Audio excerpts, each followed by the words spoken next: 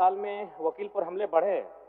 झारखंड में करीब 100 से अधिक वकीलों के साथ हिंसक घटनाएं हुई हैं। धन्यवाद अध्यक्ष महोदय। मुझे सरकार के विभाग से उत्तर प्राप्त हुआ, लेकिन इस उत्तर से मैं संतुष्ट नहीं हूं अध्यक्ष महोदय। पिछले 3-4 साल में वकील पर हमले बढ़े। झारखंड में करीब 100 से अधिक वकीलों के साथ हिंसक घटनाएं हुई हैं। जिला अदालतों और हाईकोर्ट के अधिवक्ता भी हमले के शिकार हुए हैं। रांची के अधिवक्ता राम प्रवेश सिंह, जमशेदपुर में अधिवक्ता प्रकाश यादव, तमाड़ में अधिवक्ता मनोज झा, चतरा के अधिवक्ता जगन्नाथ पंडित की हत्या हो चुकी है। लेकिन इस प्रश्न का उत्तर अस्वीकारात्मक आया है अध्यक्ष महोदय। इतना असंवेदनशील सरकार कैसे हो सकती है? तो मेरा पूरक प्रश्न है, मंत्री महोदय बताने की कृपा करेंगे कि उक्त वकीलों की हत्या हुई है या नहीं हुई है? माननीय मंत्री जी। अध्यक्ष महोदय, माननीय सदस्य का जो प्रश्न है,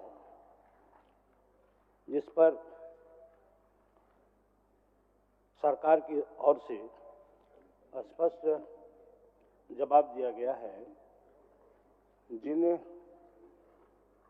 अधिवक्ताओं का उन्होंने अभी जिक्र कर रहा है, उनका अभी तक सरकार के पास ऐसे कोई प्रतिवेदन रिपोर्ट और विभागीय स्तर पर प्राप्त नहीं है। दूसरा कुछ पूछ रहा है? अध्यक्ष महोदय, मुझे मालूम था कि मंत्री महोदय के द्वारा कुछ ऐसा ही कहा जाएगा कि उन्हें लिखित शिकायत नहीं मिली, लेकिन ये संवेदनशील विषय है अध्यक्ष महोदय। इससे पूरा राज्य परिचित है कि इस प्रकार की घटनाएं घटी हैं और घटती हैं। साथ ही अध्यक्ष महोदय, मेरा दूसरा प्रश्न था, जिसमें सरकार के माध्यम से उत्तर आया है कि न्यासी समिति के द्वारा उन्हें 7,000 रुपये का भुगतान किया जाता है। अध्यक्ष महोदय, आपको बताना चाहता हूं कि न्यासी समिति के पास वकीलों के मृत्यु संबंधित पैसे देने को नहीं है, तो फिर पेंशन की राशि कहां से हो पाएगी? महोदय, मैं माननीय मंत्री महोदय से अनुरोध करना चाहता हूं कि सरकार न्यासी से सलाह ना लेकर काउंसिल के सदस्यों से सलाह लेकर अगर इस पर फैसला करे तो बेहतर होगा। चलिए, आपका सुझाव माननीय मंत्री जी। अध्यक्ष महोदय, यह अधिवक्ता ये जो माननीय सदस्य बात उठाए हैं, ये 2014 से ही ये कमेटी द्वारा, झारखंड अधिवक्ता कल्याण निधि न्यासी समिति द्वारा,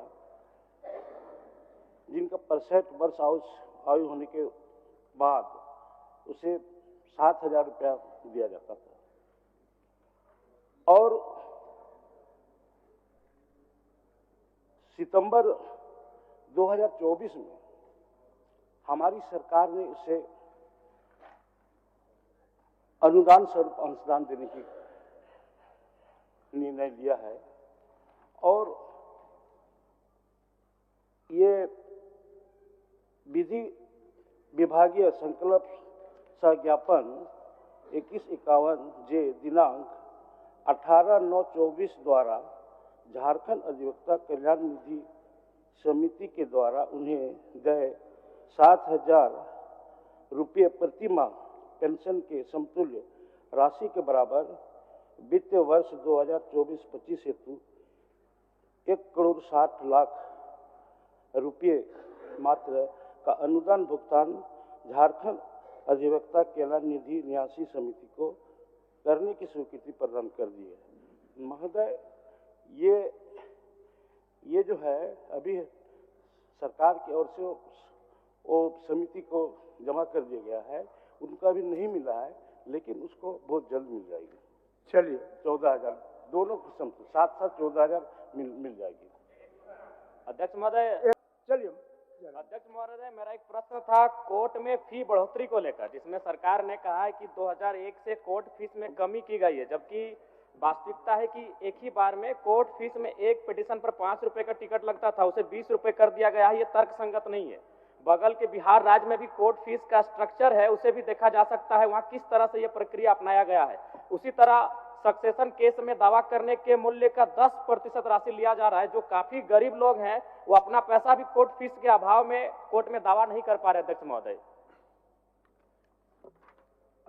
बस बोलिए मंत्री। अध्यक्ष महोदय, जहाँ तक कोर्ट फीस की बात है, निश्चित तौर पर ये 22 फरवरी 2022 को बढ़ाया गया था, जिस पर सरकार ने उसको गंभीरता लेते हुए यह महसूस किया कि निश्चित तौर पर ये बोझ जो है आम जनता पर हो रही है, जिस पर उन्होंने सरकार ने पुनः 23 नवंबर 23 को ये कोर्ट फीस का इसको घटा दिया गया, जिससे महोदय ये उसके आधा से भी कम कोर्ट फीस हो रहा है।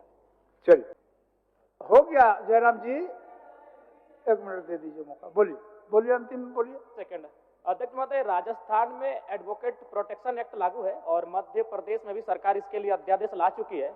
मैं सरकार से मांग करती हूं कि झारखंड में भी चलिए। एडवोकेट प्रोटेक्शन एक्ट लागू